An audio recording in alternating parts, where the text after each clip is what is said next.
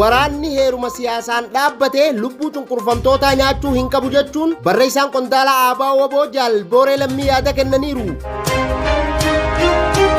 Somaaliyaatti paayileetiin xayyaaraa namoota 55 fe'ee ture qarqara bishaanii qubsiisee jajamaa jira. Kaadiroonni murna biltsiginnaa shakkii isaan gidduutti uumameen godina Horroo Guduruu Wallaggaa aanaa Sulula Fincaatti namoota 4 hidhuun ibsame. Suuraa qilleensaa fi balaa lolaa Reuters gabaaseen Itoophiyaatti buufata waraana dhoksaa tokko kan loltoota garee Suudaan Rapid Support Force jedhaman leenjisuuf naannoo Beenishaangul Gumuz keessatti ijaarte jedhame yoo gabaasame haalli kun balaa nageenyaa fi siyaasaa biyyattii fi naannoo bal'isuu danda'u jedhamuu isaa ibsameera. Shawaa kaaba lixaatti ijoolleen umriin hin geenye maatii jalaa qabamuun himame. Gurraandhala 11/2026 ashama harka fuune hordoftoota miidiyaa walabummaa Oromiyaa kanneen hangafoota oduutii bal'ina oduutii fangaduma sagantaa keenyaatti naa waliin turan afeerraa kooti.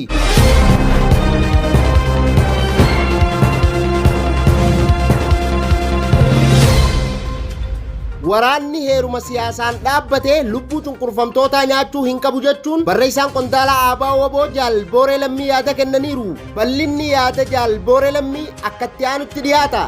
Jaalbooreen akka jedhanitti mootummaan abbaa irree fi waraana alaa irratti yaada bal'inaa kaasee waraanni heeruma siyaasaan dhaabbatu lubbuu uummataa nyaachuu akka hin qabne akeekkachiiseera.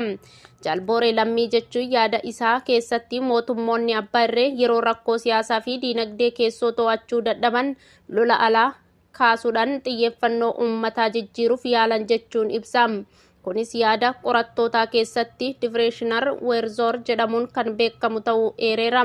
Akka ibsa isatti yeroo wal waraansi keessoo jabaatu qaala'insi jireenyaa dabaluun uummanni mufii agarsiisu akkasumas amanamummaa mootummaa fi waraanaa laaffatu hooggantoonni akkasii lola alaa akka mala furmaatatti fayyadamu. Barreessaan kun akka jedhutti mootummaa abbaa irree biratti waraanni akkasii dhagaa tokkoon simbira lama ajjeesuu fakkaata. Innis uummanni garaagarummaa siyaasaa dhiisee biyya koo jedhee mootummaa waliin akka dhaabbatu gochuu danda'a jedhanii amanu. Haala kana keessatti jaarmiyaaleen mormitoota lola mormaa akka gantootatti ilaalamuu malu. Rakkoolee keessaa hundi diina alaa yookiin ergamtoota diinaa irratti fe'amuu malu. Seerotni addaa akka labsii yeroo muddamaa state of emergency babal'ifamuun qaamolee gaafii mirgaa kaasan ukkaamsuun akka itti fufu himam. Qondaalonni waraanaa mufii qaban gara waraana alatti bobbaafamuun fincila keessa ittisuuf yaaliin godhamuu danda'am. Barruun fuula feesbuuka Jaal Booree Lammii akka jettutti waraanni mootummaa abbaa irree jalatti geggeeffamu dantaa uummataaf osoo hin taane aangoo tikfachuuf qofa ta'uu ibsam. Akkasumas biyyoota alaa irraa deeggarsa meeshaa fi maallaqaa argachuun mormitoota ukkaamsuuf akka oolu akeekam. Haa ta'u malee akka yaada isatti waraanni akkasii lubbuu namaa fi diinagdee biyyaa miidhuun kufaatii sirnaa ariifachiisa malee furmaata hin ta'u. Dhumarratti saboonni cunqursaa jala jiran keessumaa uummanni Oromoo shira waraana siyaasaa akkanaa dursee hubachuun irraa of qusachuu akka qaban dhaamsa dabarseera. Somaaliyaatti paayileetiin xayyaara namoota 55 fe'ee ture qarqara bishaanii qubsiisee jajamaa jira. Bal'ina oduutiif Jaal Duniyaan waan qindeeffatte qabdi. Maqdishoo Gurraandhala 10 paayileetiin xayyaaraa namoota 55 fe'ee imalaa ture rakkoo teeknikaa battalumatti isa mudateen booda qarqara garba hindii qubsiisuun lubbuu imaltootaa oolcheera. Xayyaarri kun kan dhaabbata Stratex Aviation ta'ee gosa Fokker 50 balallii biyya keessaa Maqdishoo irraa gara Puuntlaandii imaluuf ka'ee ture. Haa ta'u malee akkuma buufata qilleensa Maqdishoo irraa ka'een booda rakkoon teeknikaa isa mudachuun deebi'ee qubachuuf gaafate. Garuu osoo buufata qilleensaa hin geenye paayileetichi haala tasa uumameen qarqara bishaanii qubsiisuuf murteessuu isaa abbaan taayitaa Aviation Somaaliyaa beeksise. Daarektarri abbaa taayitaa Aviation Somaaliyaa Ahmad Makaliin Hasan akka jedhanitti xayyaarichi bishaan baay'ee gadi fagoo hin taane keessatti qubate miidhaan salphaa qofa akka mudates himani. Namoonni xayyaaricha keessa turan 55 imaltoota 50 fi hojjettoonni 5 hundi isaanii nagaan bahuu isaanii ibsameera. Dhaabbanni Stratex Aviation ibsa baaseen paayileetichi murtoo saffisaa fi sirrii fudhatee lubbuu namoota hedduu oolchuu danda'u isaaf galateeffatee jajuu isaa beeksise. Rakkoon teeknikaa xayyaaricha mudate maal akka ta'e hangammatti ifatti hin ibsamne. Qaamoleen dhimmi ilaallatu qorannoo eegaluun beekameera. Balalliin kun kan biyya keessaa ta'ee Maqdishoo irraa gara Puuntlaand imaluuf kan karoorfame ture. Kaadiroonni murna biltsiginnaa shakkii isaan gidduutti uumameen godina Horroo Guduruu Wallaggaa aanaa Sulula Fincaatti namoota 4 hidhuun ibsame. Bal'ina oduutiif Jaal Magarsaa waan qindeeffate qaba. Godina Horroo Guduruu Wallaggaa aanaa Fincaa keessatti kaadiroonni paartii biltsiginnaa namni 4 sababa adda addaan wal shakkamanii gara mana hidhaatti darbamuu isaanii maddoonni odeeffannoo bakkicha irraa arganne ni ibsu. Akka odeeffannoon keenya ibsutti kaadiroonni kunneen namoota dirqamaan ukkaamsuun gara mooraa leenjii waraanaatti erguu diduu isaaniitiin wal shakkanii walii isaanii wal dararaa jiraachuun ibsameera.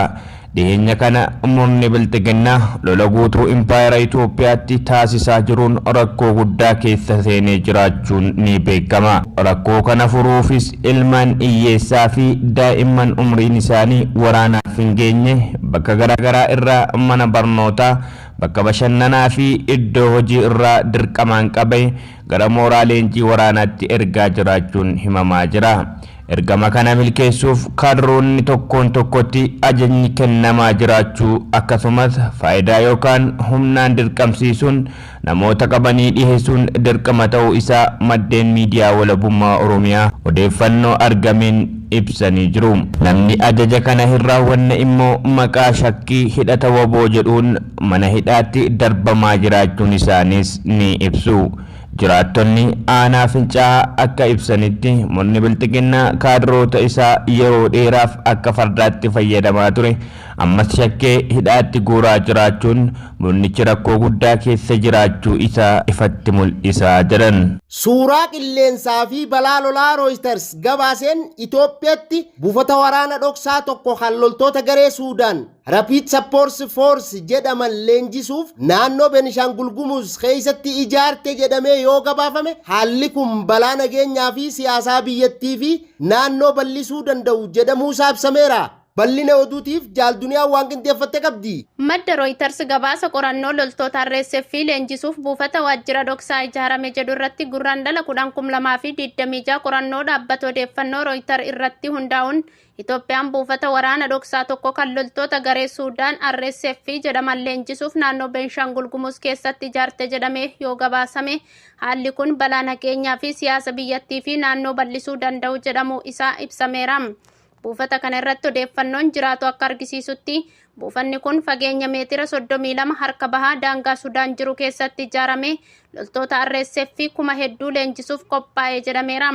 Suuraalee saatalaayitii fi gabaasa sirna nageenya Itoophiyaa keessatti argaman haala buufata kanaaf bal'ina isaa mul'isu maddoonni odeeffannoo 8 ol jedhaman dabalatee hoogganaa mootummaa Itoophiyaa tokko dhaabbata kanaaf deeggarsa maallaqaa fi leenjitoota dhoksaa kan Yuunaayitid Imeeret irraa argamu jajjabeessan jedhanii jira. Reuters akka qorannoo isaa keessatti tuqetti qindeessitoonni RSF 4,300 ol ta'an leenjii waan argatan fakkaatu meeshaalee fi gargaarsa loojistikii kan Yuunaayitid Imeereetiin deeggaramu dubbatama. Haala buufata kana jiru yeroo waraana Suudaan keessatti hammaataa jiru keessatti humna waraana haaraa isaan ceesisuuf akka oolu mala jedhamee dhiyaate. Gabaasichi akka ibsutti mootummaa Itoophiyaa fi dhaabbilee dhimmi ilaallatu irraa deebii guutuu hin argamne. Haaluma kanaan buufanni kun balaa cimina lola naannoo bal'isuun walqabatee sababa yaaddeessaa ta'uu mala jedhamuun ilaalamaa jira. Shawaa kibba lixaatti ijoolleen umriin hin geenye maatii jalaa qabamuun himame. Bal'ina oduutiif Jaal Magarsaa waan qindeeffate qaba. Sabbataa Hawaas gurraandhala 10 bara 2026 aanaa sabbataa Hawaas gandoota wiirtuu Hawaash Malkaa Qunxurree keessatti humnoonni mootummaa ijoollee umriin hin geenye maatii isaanii jalaa qabanii gara leenjii waraanaatti geessaa jiraachuun uummanni naannichaa hima. Akka maddi uummata naannichaa ibsutti ijoolleen kunneen umriin isaanii guutuun hin geenye ta'uu isaanii himamee maatii isaanii irraa addaan baafamanii bakka hin beekamnetti geeffamaa jiru jedhan. Dabalataanis magaalaa Hawaashirraa namoonni 17 qabamanii bakki isaan geeffaman hanga ammaatti ifatti hin beekamne jedhan jiraattonni. Maatiin fi uummanni naannoo sanaa sodaa fi yaaddoo keessa jiraachuu isaanii ibsaniiru. Eegaa hordoftoota miidiyaa walabummaa Oromiyaa oduu ammaaf qabnu kanuma oduu birootiin hanga walitti deebinuu nagaan nuuf tura. Horaa bulaa deebana.